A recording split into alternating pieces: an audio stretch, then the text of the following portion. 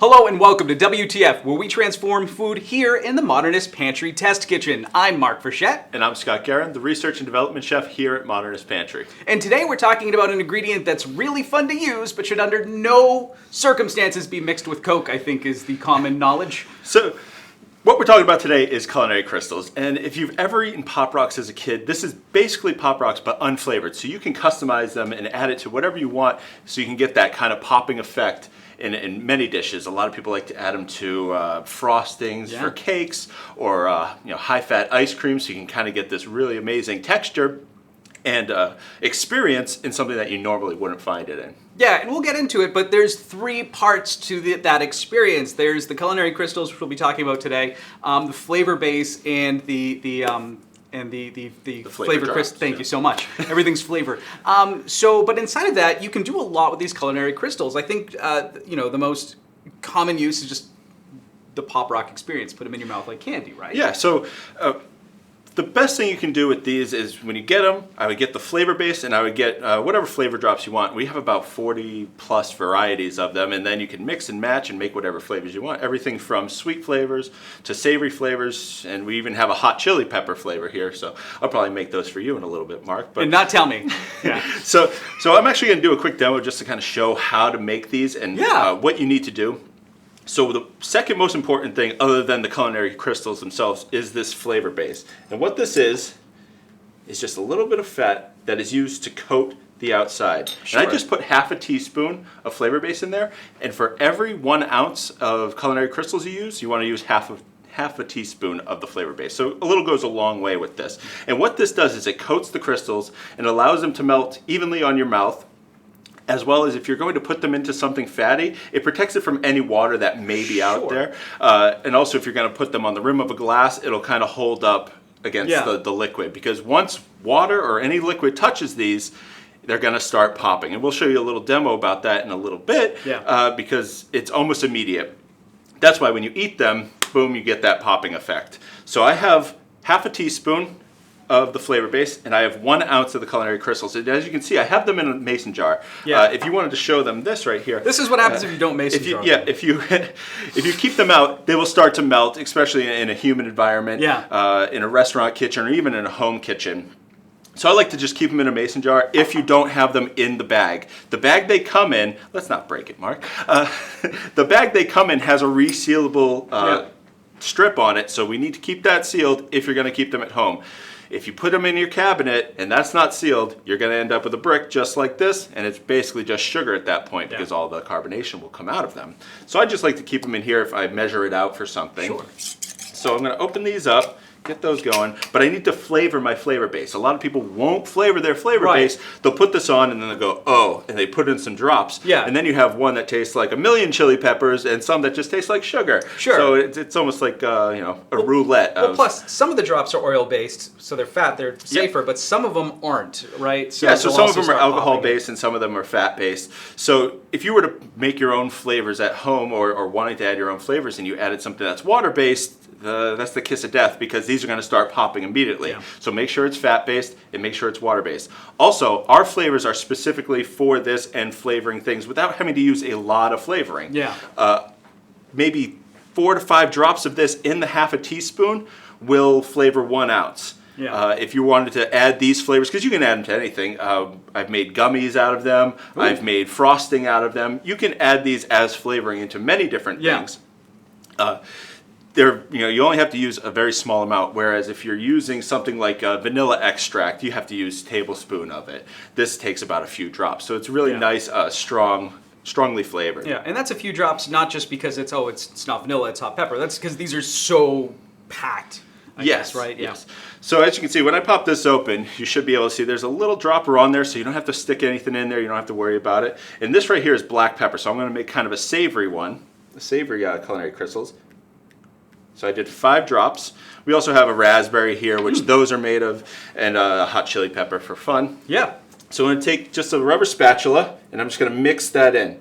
I want to mix the flavor drops into my flavor base. If I don't, like I said before, you're going to have some that are extremely flavored, and some of them that are not flavored. Now, this fat is also something that we had to heat up to melt it down. Yes, correct, thank right? you. Thank you very time much. is of the essence. Yeah, so I heated this up in the microwave. I just took the cap off because it is made of metal. I heated it up in the microwave on low. Yes, I didn't crank it all the way up to high. I put it on low. So if your microwave does that, please put it on low before you put it in the microwave. But if you say your microwave doesn't go on low, or you don't understand all the buttons and how to actually set it on low, I would just simmer a little bit of water, take this in, and let it sit. You don't need to boil it in there. It doesn't need to be at a rolling boil. It just needs to be simmering. I would put the jar in, remove it from the heat, and allow it to melt. Like I said, if you're only making a few ounces, you may only need half a teaspoon or a full teaspoon, depending on how much you're making. So I flavored my flavor base. I have my culinary crystals, and this is very simple. I'm going to put them in, and if you wanted to color them, and you happen to have a non-water-based coloring, you could absolutely do that. You can color these however you'd want. Just make sure that it's an alcohol-based or a fat-based coloring. They do make those out there. So I'm going to stir these up real well, and you'll see them slightly change color just because they're getting coated in the flavor base. They're not going to change from this, kind of amber color, but they're going to, the color will get a little bit more, it'll look wet, but it's just fatty. Sure. So I mix this up really well. So the next step I can't really do here because I would have to have a freezer, but I lay this out onto a sheet pan with either parchment, wax paper, whatever you happen to have, and toss it in your freezer for a few minutes. After that few minutes is up, it could be 2 to 5 minutes, whatever you happen to have. Just know that there is probably moisture in there, so you just want to set the flavor base on the outside, and you can kind of hear it's already starting to pop a bit. Yes, I did heat this up. So when you heat this up, heat will also activate this. So we need to get it into the freezer quickly. When you put it in the freezer, let it set, take it out, and you can see right here, these are culinary crystals that are flavored and have the flavor base on them. So we'll show you right now.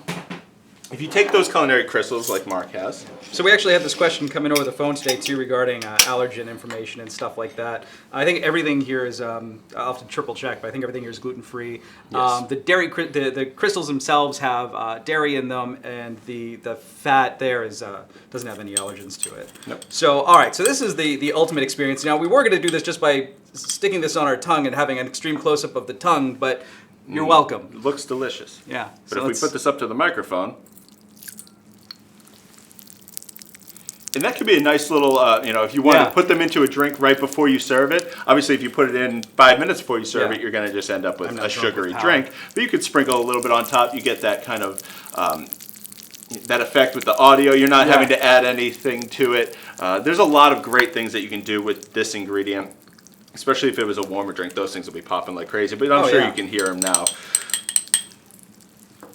Oh man, look at it. They're going crazy. Yeah, they're not flying out of there or anything like that too. So it's kind of nice that you can bring it to a table, or you can bring it to your friends if you're throwing like a dinner party. And also when paired with something like a honey or even frosting, I can see this being huge on not just in desserts, but in dessert inspired martinis and stuff like that.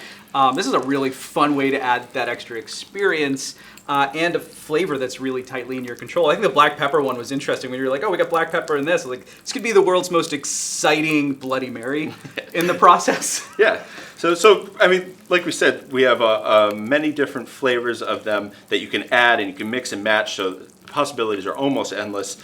And also, you can kind of hide these in dishes. And I did that, and recently did a beer dinner, and I had to kind of mimic the flavors of the beer, so I wanted to add the carbonation that you would naturally find in the beer, so I hid it in a crumble. It was a fat-based crumble, and when people ate it, they were getting that effervescence, and they didn't know where it was from. It's a really kind of a special technique to kind of wow your friends or your customers. You also recently used these on top of a jelly that you did, right?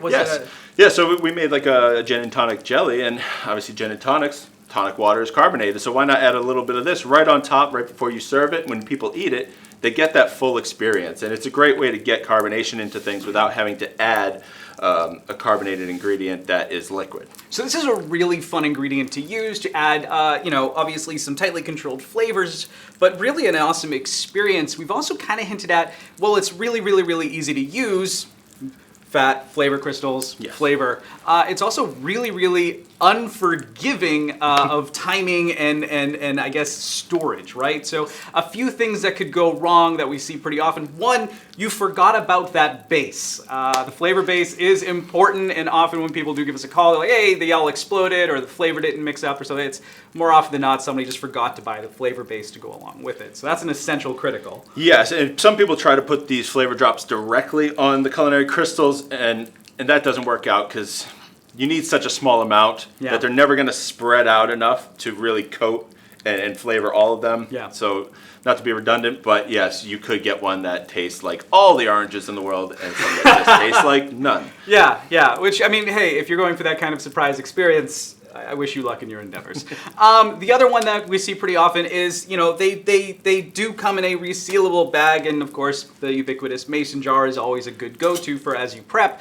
but a lot of times it'll just be you didn't quite seal it all the way, and so it's really, really, really easy to end up with. This, by the way, was not, I'm going to try really hard not to break it, I promise. It's only been out 45 minutes. This was not a pre-prep. Yeah, this is less than an hour, and this is what will happen to it. Now, we happen to be in summer in Maine, but at the same time, it's not exactly, Florida right now, so it's something to watch out for. Yeah, so just make sure you're sealing your bag, because you can hear like these. Yeah. These are perfectly separated, ready to go. Keep them in a cool, dry place, out of direct sunlight, all the basic things that you would normally store items in. Yeah. I wouldn't open it and keep it in the freezer or the refrigerator, because you're going to end up with all that extra moisture from there. But just make sure it's sealed, and that's going to be the best way to keep your product. Yeah, it's one of those things, cool, dark place. That's what you're going for. All right, and remember your shopping list, which you can fulfill everything you need at modernistpantry.com. If you want to play around with these, you're going to need the culinary crystals, of course. You're going to need the flavor base, obviously, and you're going to need at least one flavor drops, although I highly recommend getting a few because, to your note, they're not just for the culinary crystals. This is a really common use for them, but the idea to mix some of these flavors into, you had mentioned frostings being a really good one, confections. So yeah, it's really exciting. It opens up opportunities because we've got a really big range of these as well. As you pointed out, we've got, the raspberries and the traditional sweet stuff, and then we've got the black peppers for the savories, and we've got the crazy stuff like the hot pepper, which may not seem crazy up front, but it is if you start experimenting with hot pepper frostings, which I think would be a lot of fun to give to somebody on purpose when they knew and everybody expected it. And one thing I'm going to add is these culinary crystals, yes, you can add them to frosting and you can add them to ice cream, but I would absolutely suggest, I would stress that you do this, is that you add the flavor base to them to add that coating. Yeah. That's a really big thing, because some people think, oh, I'm just going to add it to the frosting, but with frosting, you are putting in vanilla extract, and that vanilla extract contains water. Yeah. They're not friends. Yeah. You have popping frosting. Well, plus the frosting will be out for a while, so Yes. you want the stuff on the so outside. coat them in the flavor base, and it's going to kind of protect them, act as a an aid for protection. So what are you going to do with this new superpower? Are you going to reinvent your confectionery goods or just completely retool a popular martini? Let us know in the comments down below. If you're looking to try these out, find them at modernistpantry.com. And if you're the kind of person that loves inspiration, and let's face it, you've made it this long in this video, you probably are, head on over to blog.modernistpantry.com. You're going to find a lot of stuff there, including some recipes, our Ask a Chef column, which is fairly new, where people ask Chef Scott really hard questions, and we post the answers for the really, really, really interesting ones, as well as a lot of the back episodes of this show, WTF, where we've covered everything from this, you just saw it, to making your own bacon, to getting the best possible melty cheese. It's a lot of problem solving, a lot of cool ingredients, and a lot of this guy, which is always awesome. All right, is there anything else we need to know about culinary crystals? No, I think we covered just about everything that we need to know about culinary crystals, and really it's up to, I think with all these ingredients, the best thing that's ever been made hasn't been thought of yet. So yeah, that's true. Everyone should test some things out and then send it to us, and maybe we'll feature your recipe, or I'll just use your recipe. So yeah, sure. And absolutely, be sure to tag us. Leave a comment down below. Let us know what you're going to use this for, or what problem you're trying to solve in your own kitchen, or what ingredient you'd like to see us do next. Wherever you're watching this, thank you so much. Be sure to hit that like if you're on Facebook, or subscribe button if you're on YouTube, just so you never miss out on a future episode. And if you're a culinary professional, share this on. We're trying to introduce a lot of interesting ingredients and new ways of solving kitchen problems. The next episode, in addition to being a lot of things that are going to save you hours and hours and hours on the small orange wedge front, and that's all I'm going to say about that. Thank you so much for joining us here on WTF, where we transform food here in the Modernist Pantry Test Kitchen. I'm Mark Frechette. And I'm Scott Guerin. Have an awesome day.